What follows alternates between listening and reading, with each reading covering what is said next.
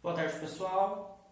Na aula de hoje nós vamos dar continuidade ao nosso estudo sobre prismas e nós vamos ver hoje o segundo prisma, que é o paralelepípedo, né?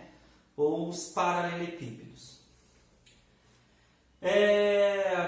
A relação dos paralelepípedos é muito parecida com o cubo, que foi a nossa primeira figura, né?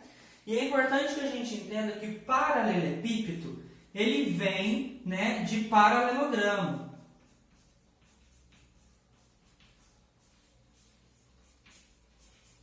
Certo? Eu até coloquei uma imagem aqui para vocês.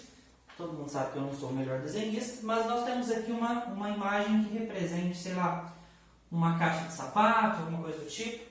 E nós precisamos entender as dimensões dele, né? Nós temos aí comprimento, que é uma medida que eu chamei de A.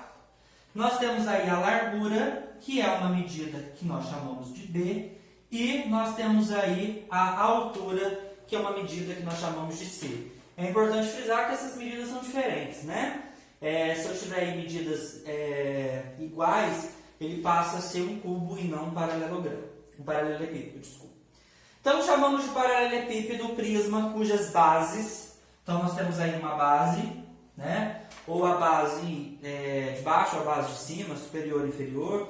E essa imagem ela pode estar num processo de rotação e a base vai ser essa lateral aqui, mas não influencia em nada. Dessa forma, todas as faces de um paralelogramo são paralelogramos, né? Então aqui, ó, as laterais, a parte de cima, a parte de baixo, a frente, atrás, enfim.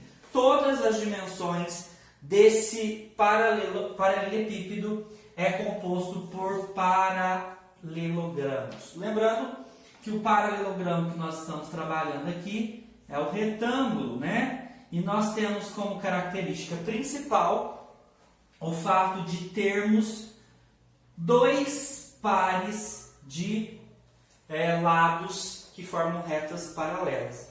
Então nós temos aqui paralelo a esse e esse de cima paralelo ao de baixo com medidas iguais, ok?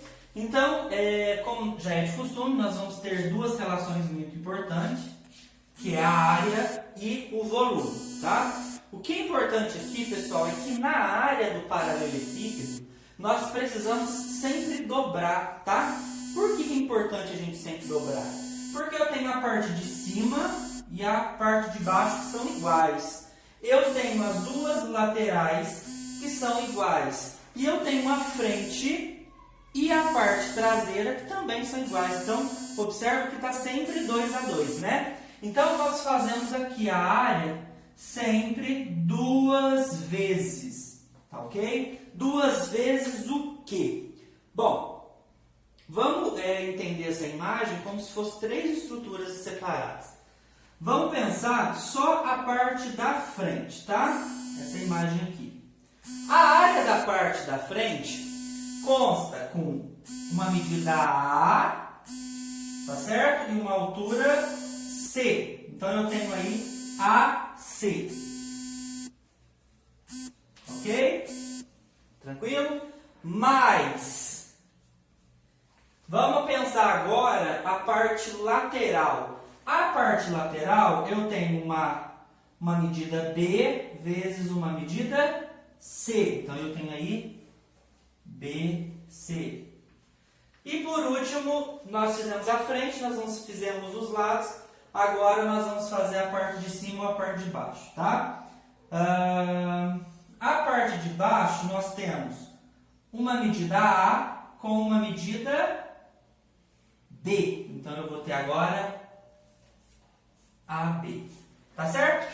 Então, nós temos que dobrar, né? Então, por isso que é duas vezes a soma da medida A vezes a medida C, mais a medida B vezes a medida C, mais a medida A vezes a medida B, tá? Sempre dobrado. O volume ele é mais simples, ok? O volume nós precisamos das três dimensões. Então, volume se calcula A vezes B vezes C, ou seja, comprimento, altura e largura, o produto entre eles. ok? Então, já fizemos aí a área. E agora a gente vai para a diagonal, que é importante também, ok? Vamos lá, pessoal. Então tem um desenho aí, né? Fiz um novo paralelogramo, um pouquinho melhor, mas ainda não tão bom assim. Só para a gente poder colocar a diagonal, tá? Então eu coloquei duas diagonais aqui para a gente poder analisar. Então a parte superior com a parte inferior, né? É uma diagonal tridimensional, é importante falar isso. E o cálculo dela é fácil, tá? Então nós temos como, entre aspas, um teorema de Pitágoras, um pouquinho readaptado a 3D aí, tá? Mas lembrando que não é um teorema de Pitágoras. Então eu tenho que a diagonal, né? Que é essa medida aqui, ao quadrado, é igual às 3 dimensões ao quadrado somadas. Ou seja, diagonal ao quadrado é igual à altura ao quadrado mais o comprimento ao quadrado, mais a largura ao quadrado, tá certo? E aí a gente, né, descobre a diagonal, e é importante falar que a diagonal é o maior segmento que nós podemos traçar unindo dois pontos dessa figura tridimensional que é o paralelogramo. Pessoal, então é isso, esse resuminho aí é bem simples, é um conteúdo bem light.